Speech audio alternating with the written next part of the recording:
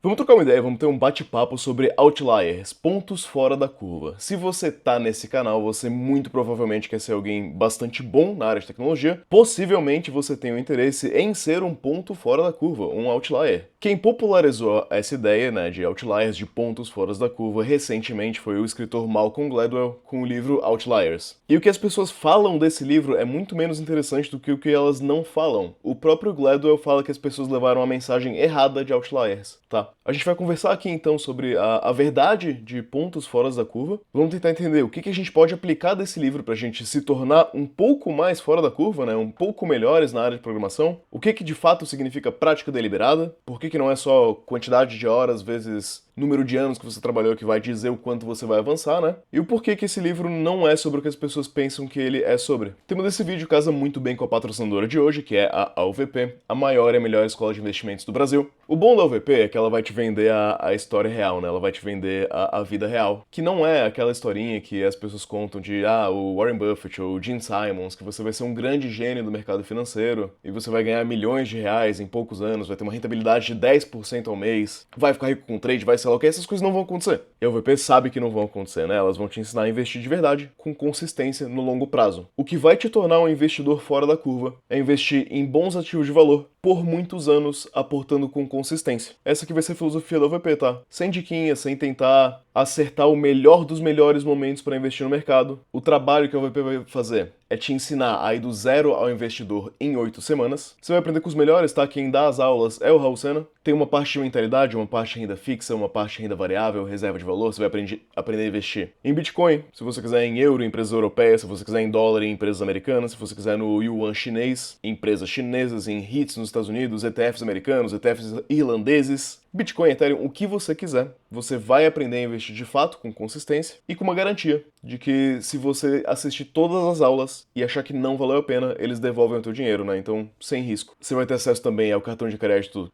sujeito a análise de crédito, né? Que dá acesso à sala VIP cashback na fatura e também à plataforma de investimentos da UVP, que é a que eu uso para investir no Brasil. Clica aqui no link na descrição, clica aqui em Faça sua análise de perfil, né? Você vai responder um questionário rapidinho e vem fazer parte da maior e melhor escola de investimentos do Brasil. Esse livro aqui, Outliers, popularizou a ideia de 10 mil horas. Que o Gladwell observou que para alguém ser, assim, nível global, referência global em alguma coisa, geralmente leva 10 mil horas, não de trabalho, não de prática deliberada. A mensagem do livro, então, da forma como ela é passada pra gente, é totalmente invertida. Porque a parte importante não é o 10 mil, a parte importante é a prática deliberada. E a outra parte, talvez ainda mais interessante, é que se você olhar, né, estatisticamente falando aqui, um outlier, pra pessoa chegar e ser um ponto extremamente fora da curva, ela precisa necessariamente ter todas as vantagens. Se você olhar, o Bill Gates é um outlier. Por que ele é um outlier tão grande? Bom, em parte porque ele morava na Califórnia, com uma idade muito jovem ele tinha acesso a computadores, ele era um nerd gigantesco, extremamente inteligente, que estava no lugar certo, na hora certa, no período da história certo, para que ele fosse possível ele fazer fortuna com computadores pessoais. Se ele tivesse nascido 20 anos antes ou 20 anos depois, a gente não saberia quem é Bill Gates. Então nota, né, um dos pontos que o Gladwell fala é que um outlier, por definição, é impossível que um outlier não seja uma contribuição gigante de fatores que todos jogaram a favor daquela pessoa. Se o Usain Bolt tivesse nascido no Brasil e fosse da minha altura com o meu corpo, ele possivelmente teria sido um youtuber de programação. É importante a gente entender isso, porque quando você olha para alguém que tem capacidades muito fora da curva, às vezes só se conta uma parte da história, que é a parte das 10 mil horas de prática deliberada. Mas tem fatores também que permitem essa pessoa a deliberar 10 mil horas de prática. Tem fatores que permitiram o Bill Gates ter alguns anos de experiência como programador no momento que ele entrou na faculdade. O fato dele ter acesso a computadores pessoais muito antes de,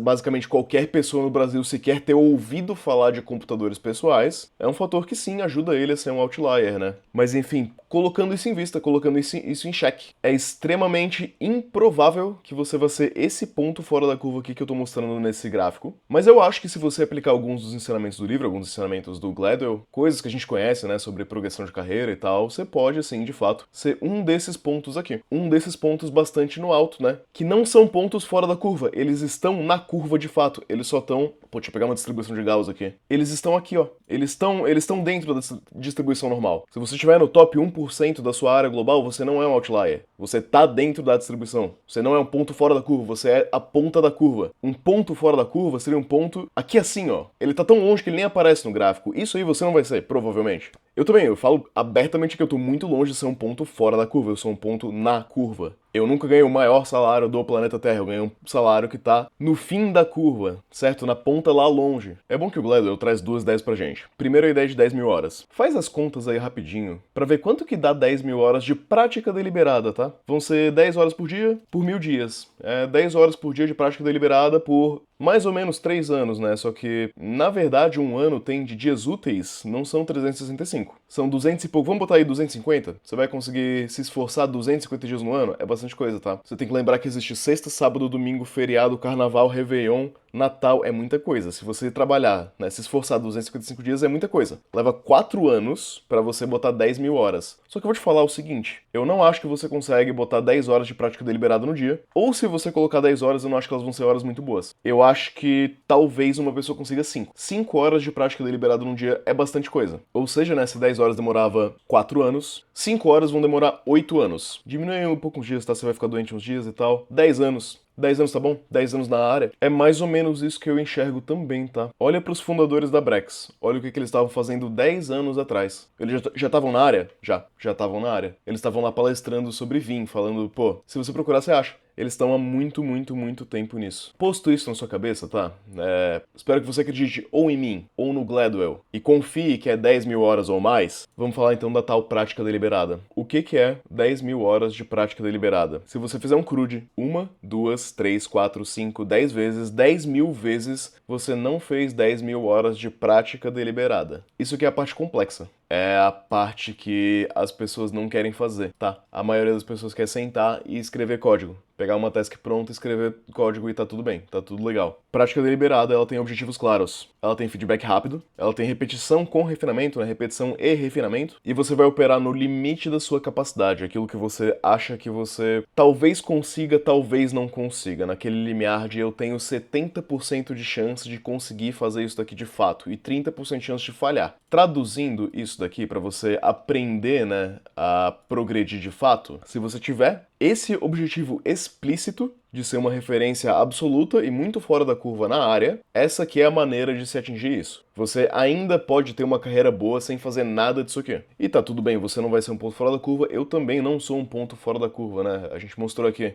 As pessoas banalizaram muito o termo fora da curva, né? Se o seu salário ele é mais baixo que o de um L5 no Google em São Francisco, você não tá fora da curva. Você tá perfeitamente dentro da curva, tá? Se é abaixo de 1,5 milhão de reais por ano, não é fora da curva, é só na ponta. O que é programar com objetivos claros? O que é, na verdade, não é nem programar, né? É aprender programação com objetivos claros. Ao invés de eu pensar, pô, eu vou sentar e eu vou escrever código. Eu vou escrever código, vou aprender por osmose, vou escrever o que eu quiser. Prática deliberada seria a gente ter um objetivo bem claro, tá? Com a nossa prática. A gente vai sentar e a gente vai, por exemplo, implementar um algoritmo de leak bucket. Só dando um exemplo aleatório. Não precisa ser leak bucket. Pode ser GraphQL. Pode ser transações distribuídas, você vai fazer um negócio com Saga ali, você vai aprender Kafka, você vai aprender algo que você não sabe. Quando você fizer isso de fato, você vai querer ter um feedback. O bom de código é que código dá feedback quase que imediato, né? Ou ele funciona ou ele não funciona, tá? Beleza, fechou. Mas é legal que você tenha algum tipo de revisão. É legal que você tenha algum mentor, alguém que entende do assunto, pra revisar com você e ver que você aprendeu de fato. Isso é um ponto também sobre Outliers. Geralmente os pontos fora da curva tiveram alguns bons mentores, né? Você vai querer também uma repetição com refinamento. Não adianta você só fazer isso aqui uma vez. Eu posso fazer 2, 3, 4, 5 vezes, né? Implementar, melhorar, implementar de novo, melhorar, fazer uma